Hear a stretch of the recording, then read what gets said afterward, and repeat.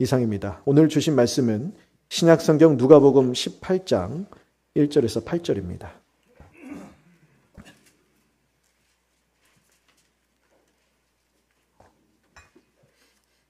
누가복음 18장 1절에서 8절입니다. 신약성경 126쪽에 있습니다. 누가복음 18장 1절로 8절까지 우리 한 절씩 교독하겠습니다. 예수께서 그들에게 항상 기도하고 낙심하지 말아야 할 것을 비유로 말씀하여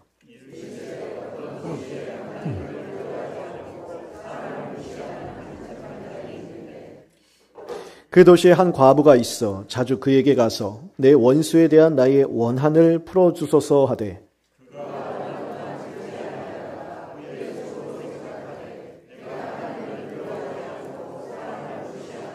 이 과부가 나를 번거롭게 하니 내가 그 원한을 풀어주리라. 그렇지 않으면 늘 와서 나를 괴롭게 하리라 하였느니라. 하물며 하나님께서 그 밤낮 부르짖는 택하신 자들의 원한을 풀어주지 아니하시겠느냐? 그들에게 오래 참으시겠느냐?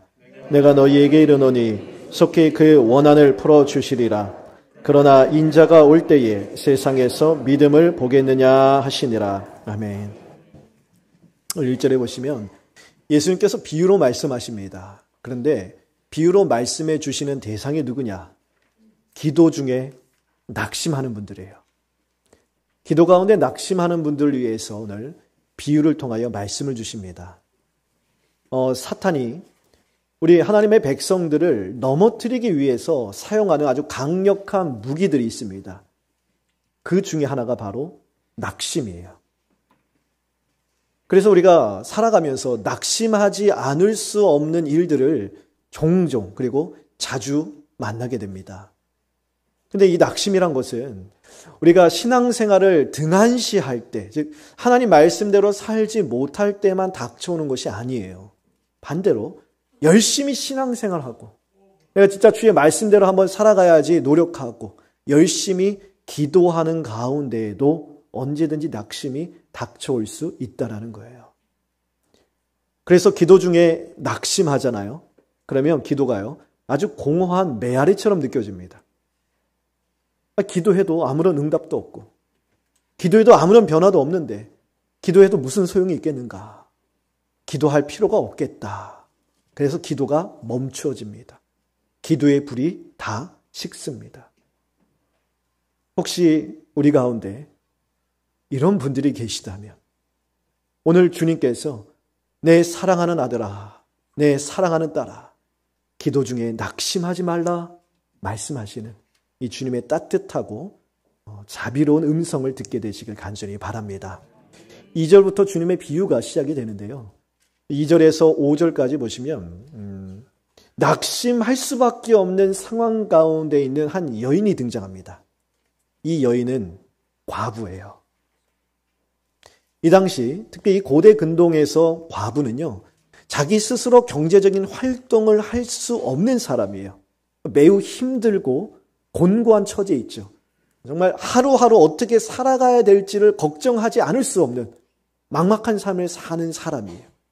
그래서 구약 성경에 보면 과부와 고아와 나그네 이 세 사람, 이 세 계층을 한 묶음으로 한 세트로 해갖고 항상 등장하잖아요. 약자 중에 약자를 대변하는 거예요. 이렇게 힘없는 과부, 홀로 살아가기도 벅찬데 엎친 데 덮친 격으로 이 과부에게 원수 같은 사람이 있었어요.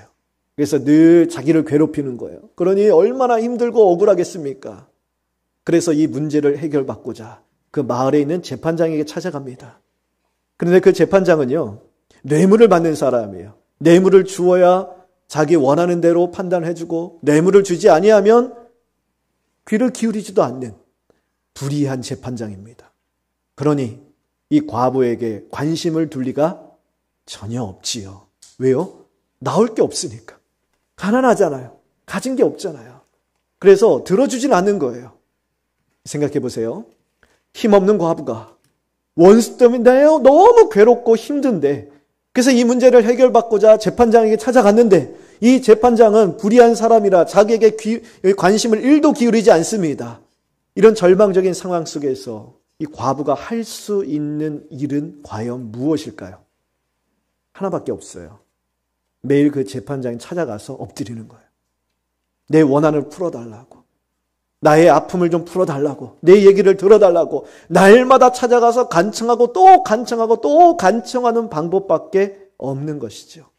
그렇게 날마다 재판장에게 찾아가서 계속 자기의 원한을 풀어달라고 구합니다. 그러자 이 재판장이요, 나는 하나님을 두려워하지도 않고 사람을 존중하지도 않는데 이 과부가 나를 성가시게 하니까, 나를 귀찮게 하니까 내가 과부의 청을 들어주지 않을 수 없도다, 그렇게 생각을 합니다. 이렇게 비유가 맞춰요.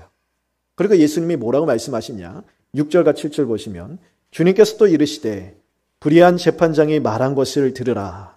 하물며 하나님께서 그 밤낮 부르짖는 택하신 자들의 원한을 풀어주지 아니하시겠느냐 말씀하세요. 그러니까 주님이 이 비유를 말씀하시는 것은 이거예요. 불의한 재판장, 그리고 선하신 하나님을 대조하는 거예요. 불의한 재판장도 날마다 와서 간청하는 과부의 이 간청을 들어주지 않을 수 없었던 것처럼, 선하고 선하신 천부 하나님, 하늘에 계신 우리 하나님께서 밤낮 부르짖는 당신의 백성들의 간청을 들어주지 아니하시겠느냐. 그러므로 기도 가운데 낙심하지 말라 말씀하시는 것이죠. 오늘 예수님께서 말씀하신 7절을 다시 한번 보세요. 7절, 하물며 하나님께서 그 밤낮 부르짖는 택하신 자들의 원한을 풀어주지 아니하시겠느냐. 그들에게 오래 참으시겠는가. 자, 예수님이 오늘 뭐라고 말씀하시냐. 하나님께서 어떤 자의 기도를 들어주신다라고 말씀하시죠? 7절에 보니까 밤낮 부르짖는 자예요. 밤낮 부르짖는 자. 오늘 말씀만 놓고 본다면, 최소한 오늘 말씀만 놓고 본다면 예수님께서 우리에게 가르쳐 주시는 기도는요, 어떤 고상한 기도가 아니에요. 점잖고 아주 여유 있게 품위를 지키며 기도하는 모습이 아니에요. 자, 오늘 말씀을 통해서 우리에게 가르쳐 주시는 기도는 어떤 기도냐? 밤낮 부르짖는 기도예요. 간절하게 애타는 마음으로 주님께 부르짖는 기도예요. 사실 성경에 보면 우리의 성경에 나오는 믿음의 선조들도요, 다 이런 기도를 했어요. 성경에 나오는 기도를 보면 뭐 점잖게 여유 있게 품위를 지키면서 조용히 하나님 앞에 이렇게 참 어떻게 고상한 모습으로 그렇게 기도하는 내용들이 아니에요.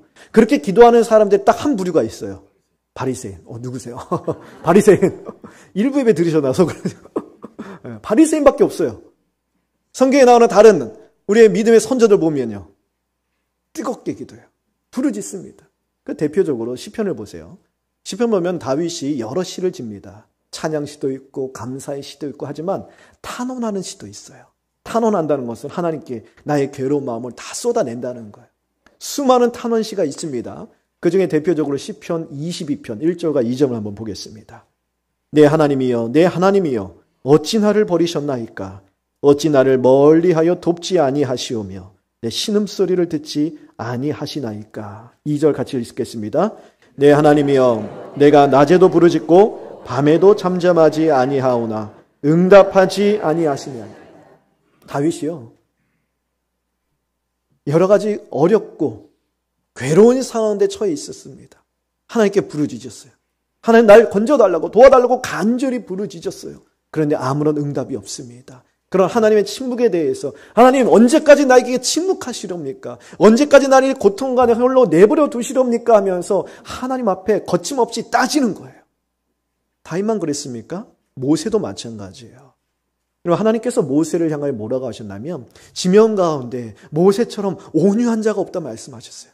그 하나님께로부터 온유한 자다라는 말씀을 들었던 모세조차도 민수기 11장 11절에서 15절까지 보면 하나님께 뭐라고 하느냐, 이 목이 곧은 이스라엘 백성들 때문에 내가 진짜 미치겠습니다, 그렇게 울부짖어요. 민수기 11장 11절 말씀만 볼게요. 모세가 여호와께 여짜오되 어찌하여 주께서 종을 괴롭게 하시나이까? 어찌하여 내게 주의 목전에서 은혜를 잊게 아니하시고 이 모든 백성을 내게 맡기사 내가 그 짐을 지게 하시나이까? 15절 말씀 같이 한번 읽어보겠습니다. 시작. 주께서 내게 이같이 행하실진대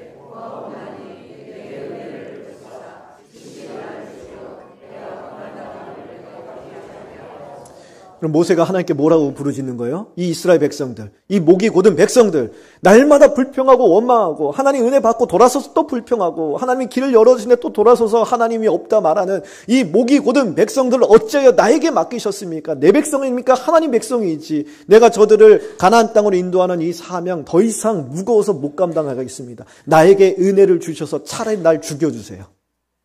못해 먹겠습니다. 이렇게 지금 외치고 있는 거예요. 예레미야 선지자는요. 예레미야가 2주 동안 제가 예레미야서 설교를 했죠. 하나님의 그 심판의 메시지를 외쳤으니 예레미야를 안 입곱게 보는 사람, 예레미야를 죽이고 싶은 사람들이 얼마나 많았겠어요. 그 원수들의 온갖 핍박과 조롱을 겪으면서 예레미야 선지자가 하나님께 뭐라고 기도를 하느냐. 예레미야 18장 21절 말씀이에요. 그러므로 그들의 자녀를 기근에 내어주며 그들을 칼의 세력에 넘기소서. 그들의 아내들은 자녀를 잃고 과부가 되고 그들의 남자들은 죽음을 당하고 그들의 청녀들은 칼에 맞아 전장에서 죽게 하소서. 악담을 저주를 퍼붓지요. 누구에게요? 이방 민족이 아니에요. 하나님을 업신여기는 저 죄인들이 아니에요. 저 다른 나라 사람들이 아니라고요. 동족 유대인들을 향하여서 하나님 당장 저 원수들에게 저주를 내리시고 이러한 심판을 내리시사 저들이 다 죽게 해달라고 저주를 퍼붓고 있는 거예요. 누가요? 예레미야 선지자가요. 이처럼 성경에 나오는 기도는요. 우리의 감정, 내 속마음, 내 속사정을 하나님 앞에 낱낱이 아뢰며 구하는 기도입니다. 예전 한국 교회는요. 이런 밤낮 부르짖는 소리가 끊이지 않았던 것 같아요. 근데 지금은 이러한 기도의 영성이 좀 사라진 것 같습니다. 물론 우리 안에도 기도하고자 하는 열망이 충만해요. 우리도 기도 많이 합니다. 기도 열심히 한다고요. 부르짖는다고요. 그런데 함께 기도하고 딱 돌아서잖아요. 5분, 10분 지나고 나면 기도의 자리가 황해져요. 우리 교회가 아니에요. 다른 교회들. 물론 여러분 기도는요. 시간이 중요한 게 아니에요. 아무리 24시간 일주일을 밤을 새면서 기도한다 하더라도 중언부언하면 아무런 소용이 없는 거예요. 아무리 5분을 기도한다 하더라도 하나님의 뜻에 알맞게 하나님의 은혜 보좌 앞으로 담대히 나가 기도하면 그것이 진정한 기도예요. 기도는 양이 아니에요. 밀도가 중요한 거예요.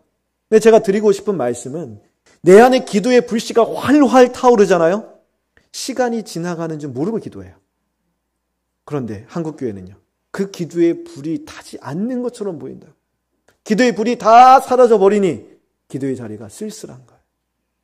왜 그럴까요? 기도하는 걸 몰라서요? 너무 바빠서요? 아니에요. 오늘 주님이 말씀해 주시는 이 기도를 하지 않기 때문이에요. 밤낮 부르짖지 않기 때문이에요. 목사님 무슨 말씀이세요? 저는 부르짖습니다. 우리 교회 부르짖습니다. 우리 교회 열심히 기도합니다. 그래요. 우리도 부르짖어요. 근데 제가 오늘 드리고자 하는 말씀, 밤낮 부르짖는다는 이가 무슨 말씀이냐? 나는 매우 힘들고 괴로워요. 나는 지금 너무 힘든데 하나님 앞에 기도할 때는 마치 하나도 안 힘든 척, 하나도 어렵지 않은 척, 하나도 안 괴로운 척, 어떤 일도 없는 척, 평안한 척 그렇게 기도하고 있다는 거예요. 그러니 기도에 불이 타지 않는 거예요. 우리가 어떤 사람하고 대화를 할 때 내 속마음은 다 감춰요. 그리고 겉도는 이야기만 해요. 그러면 그 사람과 대화가 깊어집니까? 길어집니까? 아니에요. 겉도는 이야기만 하다가 그냥 일어서는 거예요. 기도도 마찬가지예요. 내 속에 있는 진실한 마음, 내가 얼마나 지금 힘들고 괴로운지, 내 마음이 얼마나 지금 아픈지, 내가 얼마나 슬프고 답답해 미치겠는지, 진짜 다 포기하고 내 던지고 싶은지, 탈출구가 없어서 정말 쓰러져 미쳐 죽겠는데 이 속마음, 아무도 알아주지 못하는 이 속마음, 이것을 하나님께 온전히 다 아뢰면서 내 속사정을 다 아뢰면서 기도할 때 기도가 깊어지고 기도가 지속되는 거예요. 그런데 우리는 아무렇지도 않은 척 그냥 겉도는 기도만 하는 거예요. 그러니 기도의 불이 붙지 않는 것입니다. 주님은요. 기도 가운데 우리의 바람과 우리의 손을 다 아뢰기를 원하세요. 그리고 동시에 내 안에 있는 상하고 괴로운 마음 있는 그대로 주님 앞에 다 내어놓고 기도하기를 원하시는 줄 믿습니다. 우리의 기도를 한번 돌아봅시다. 우리는 어떻게 기도하고 있습니까? 고상한 기도하고 있나요? 점잖고 체면 차리는 기도를 하고 있습니까? 아니면 오늘 주님이 말씀하신 밤낮 부르짖는 기도로 나아가고 있습니까? 혹시 여러분들 가운데 물질 때문에 힘드신 분들이 계시다면요, 하나님께 솔직히 기도하세요. 하나님, 물질 달라고 기도하세요. 하나님, 나 물질 때문에 너무 공부하고 힘듭니다. 내 삶을 책임져 주신다 하시지 않으셨습니까? 내 삶에 비어있고 공고한 삶의 그릇을 하나님께 높이 올려드리오니 하나님 채워주세요. 간절히 부르짖으세요. 몸이 아픈 분들 계십니까? 내 병든 몸을 낫게 해달라고, 나는 치유의 하나님 여호와 라파의 하나님을 믿으니 치유의 손길로 나를 고쳐달라고 간절히 부르짖으세요. 절망과 낙심의 늪에 빠져 계신 분들 계십니까? 그 어떤 것으로도 헤어날 수 없지만 주님의 전능의 손길로 나를 끌어서 건져달라고 부르짖으세요. 사람 때문에 스트레스 받고 마음에 우라통이 터지고 화병이 나신 분들 계세요. 하나님 앞에 예레미야 선지자처럼 기도하세요. 나의 원함도, 나의 슬픔도, 분노도, 억울함도 하나님 다 주님 앞에 내어놓습니다. 주님 해결해 달라고 부르짖으십시오. 어떤 분들은 이렇게 생각할런지도 모르겠어요. 아니, 목사님, 그게 뭐 기도예요? 주님이 말씀하셨잖아요. 주님이 우리에게 기도는 이런 거라고. 너희는 먼저 그의 나라와 그의 의를 구하라. 이렇게 기도하라고 했는데, 목사님 무슨 말씀이었어요? 그냥 내 안에 있는 속마음 다 아뢰라고. 이게 뭔 기도입니까? 이렇게 생각할 수 있을 것 같아요. 한나의 기도를 한번 보십시오. 한나가 하나님 앞에 나아가 밤낮 부르짖습니다. 근데 한나가 뭐 하나님 나라와 그의 의를 위해서 부르짖었습니까? 한나가 뭐 선교를 위해서, 뭐 교회를 위해서, 뭐 나라를 위해서 부르짖었어요? 아니에요. 한나의 원수, 자기의 마음을 격분시키고 괴롭게 만드는 분인나 때문에 너무 미치겠으니까, 너무 괴로우니까, 살 수가 없으니까 하나님 앞에 나가 엎드려서 나도 자식 하나 달라고, 너무 원통하고 괴로우니까 나도 아들 하나 달라고, 아들이 없어서 저 분인나에게 맨날 이렇게 괴롭힘 당하고 있으니 나도 이 억울함을 풀어달라고, 아들 하나 달라고, 그렇게 밤낮 하소연하면서 울부짖었던 기도, 그게 바로 한나의 기도예요. 근데 하나님은요, 그 한나의 기도를 기쁘게 받으시더라는 거예요. 그래서 한나의 원통함을 풀어주세요. 맡겼던 태를 열어주세요. 그런데 거기서 끝나지 않습니다. 맡겼던 태를 열어주셔서 사무엘을 주시는데, 하나님은요, 그 사무엘을 통해서 영적 암흑시대인 사사시대를 끝내고 하나님이 왕이 되어주시는 새로운 부흥의 시도의 문을 활짝 열어주시더라는 거예요. 이처럼 지금 우리의 애통한 문제, 지금 나의 이 아픔의 눈물, 이것은요, 하나님 나라와 별개가 아니에요. 하나님 나라와 동떨어져 있는 것이 아니라는 거예요. 나의 지금 애통함은 하나님 나라에 하나님이 이루시고자 하시는 크고 놀라운 그 하나님의 비전과 신비롭게 맞닿아 있다라는 거예요. 연결되어 있다라는 거예요. 그래서 나의 모든 막혀있는 것들을 풀어주실 때에 하나님께서 함께 풀어주시고자 하시는 하나님 나라의 크고 놀라운 뜻과 비전이 있다라는 거예요. 그러므로 여러분의 아픔과 애통함을 내어놓고 간절히 기도하세요. 자녀들의 문제, 가정의 문제, 물질적인 문제, 질병의 문제, 인생의 무거운 멍에, 나 홀로 질 수 없는 그 무거운 멍에 다 주 앞에 내어놓고 간절히 기도하시되, 기억하세요. 나의 이 애통함은, 이 애통함을 풀어주실 때 함께 풀어주시고자 하시는 하나님 나라의 놀라운 역사와 맞닿아 있다는 사실을 기억하세요. 그리고 나의 이 아픔을 풀어주실 때 함께 풀어주시고자 하시는 하나님의 크고 놀라운 뜻과 신비를 함께 구하시게 되길 바랍니다. 이것이 그의 나라와 그의 의를 구하는 기도예요. 근데 우리가 이렇게 마음을 다 쏟아내며 기도할 때 마음에 걸리는 게 또 한 가지 있어요. 무엇이냐면 야고보서에 그러잖아요. 우리가 기도해도 받지 못하는 것은 다 정욕대로 구하는 것이라. 그러니 목사님, 우리 마음에 있는 아픈 거, 내가 원하는 간절히 부르짖는 것, 이것이 야고보에서 기록한 그 정욕대로 구하는 것 아니겠습니까? 이런 생각이 들 수도 있을 것 같아요. 이런 생각은요, 우리 기도의 목적과 기도의 내용을 우리가 잘 구별하지 못하기 때문이에요. 우리가 기도할 때 기도의 목적이 무엇인지를 잘 알아야 돼요. 여러분, 기도의 목적은요, 경배요, 경배. 주님을 경배하는 것. 우리가 간절히 기도하고 이 기도의 응답이 이루어졌을 때 그 목적이 뭐예요? 돌아서서 하나님 나 잘 살겠습니다? 아니에요. 결국은 기도의 응답이 이루어졌을 때 하나님을 경배하는 것. 이것이 기도의 목적이라고요. 여러분, 다윗이 밧세바와 이제 간음을 하고 죄를 범합니다. 하나님께서 그 죄에 대한 대가로 밧세바 사이에서 태어난 아들이 반드시 죽게 되리라 말씀하셨어요. 하나님의 심판이 있죠. 진노예요. 그래서 밧세바와 다윗 사이에서 태어난 아들이 병에 걸려서 시름시름 앓고 있습니다. 죽어가고 있어요. 그때 다윗이 하나님 앞에 엎드립니다. 금식하면서 간절히 부르짖어요. 하나님 분명히 말씀해 주셨잖아요. 죄에 대한 대가다. 끝났다. 반드시 죽으리라. 돌이킬 수가 없어요. 그런데도 다윗은요, 이 아들을 살려달라고 금식하며 처절하게 울부짖어요. 왜 그럴까요? 다윗은요, 하나님 안에 내 죄도 내 잘못도 다 덮어주시는 긍휼이라는 것이 있음을 알기 때문에, 하나님의 뜻이 무엇인지 알지만 그래도 그 하나님 뜻 옆에 긍휼과 자비가 있다는 것을 알기에 그 긍휼을, 그 자비를 간절히 구하는 거예요.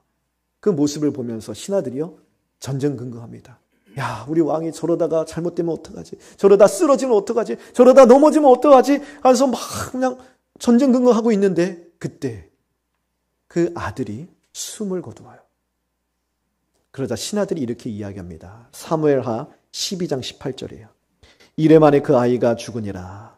그러나 다윗의 신하들이 아이가 죽은 것을 왕에게 아뢰기를 두려워하니, 이는 그들이 말하기를 아이가 살았을 때에 우리가 그에게 말하여도 왕이 그 말을 듣지 아니하셨나니 어떻게 그 아이가 죽은 것을 그에게 아뢰일 수 있으랴. 왕이 상심하리로다. 왕이 상심하리로다. 저 아이가 죽기 전에도 왕이시여 그만하소서, 하나님이 이미 끝났다 하지 않으셨습니까? 왕이여 자기 왕의 건강을 돌보소서, 왕이 넘어지면 우리나라가 무너집니다, 안 됩니다 막 말려도, 극구 말려도 금식하며 처절하게 울부짖었는데 아이가 죽었다는 말을 듣고 왕이 얼마나 상심할까. 이것이 신하들의 생각이었어요. 그리고 웅성웅성하니까 다윗이요, 눈치를 챘겠죠? 어떻게든 일인지 알아봅니다. 그러니까 아이가 죽은 거예요. 그러자 다윗이 어떻게 하는가? 다음 구절. 사무엘하 12장 20절 같이 한번 읽어보겠습니다. 시작. 다윗이 땅에서 일어나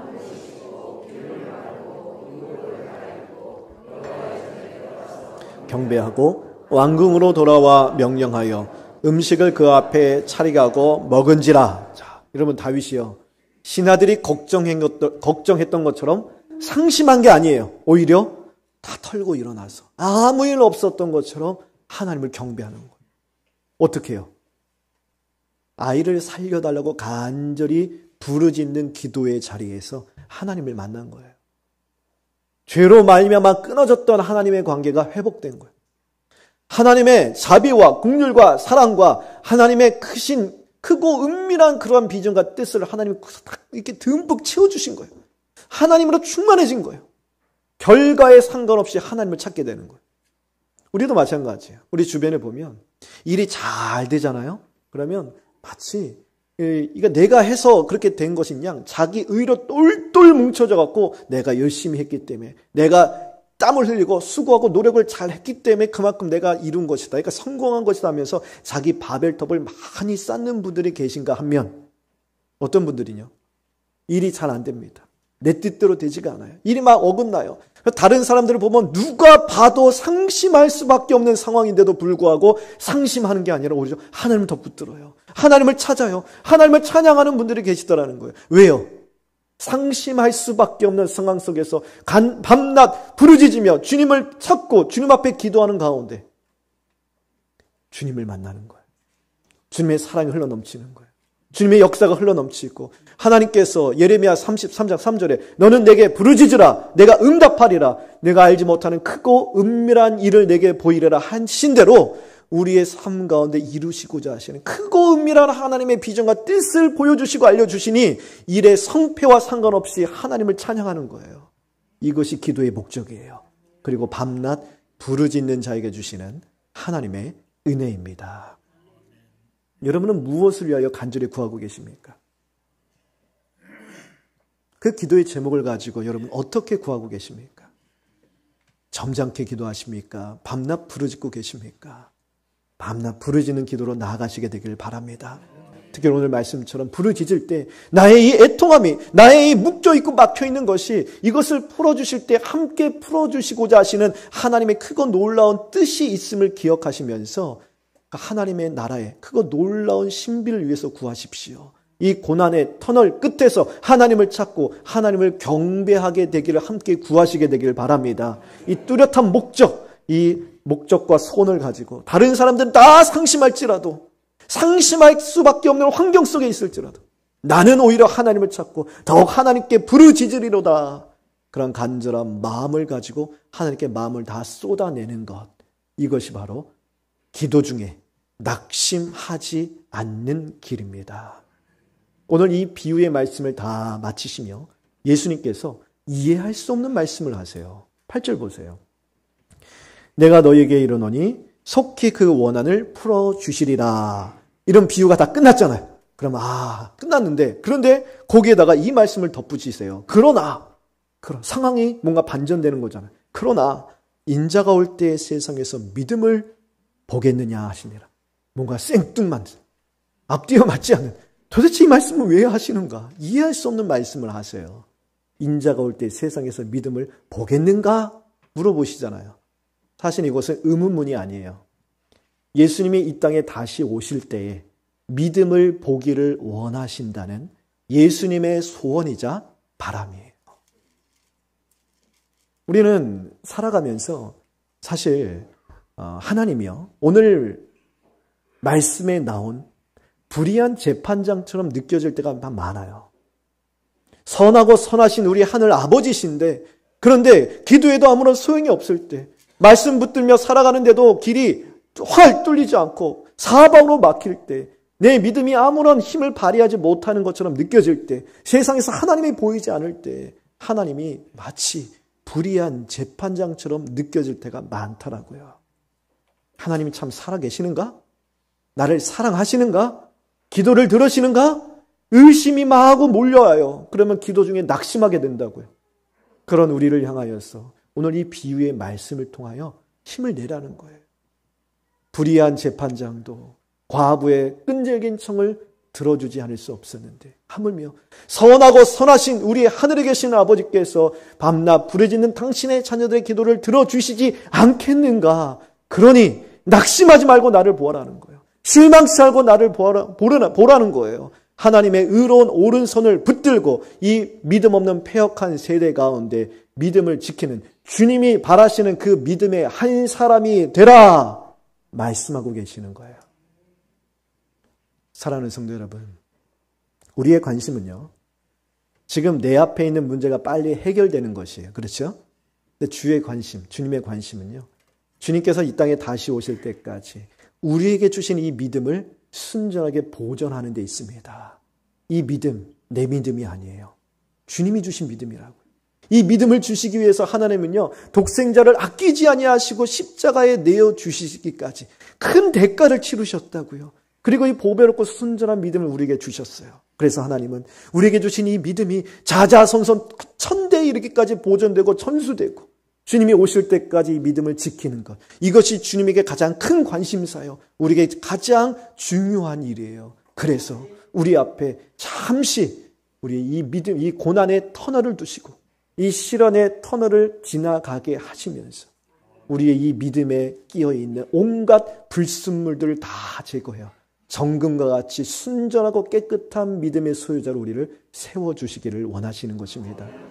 그러므로 지금 잠시 너무 힘들고 어려워서 잠시 믿음이 흔들리고 있는 분들이 계시다면 다시 잠잠히 하나님을 바라보십시오. 나의 상한 갈대와 같은 연약한 믿음을 붙잡아 달라고 부르짖으십시오.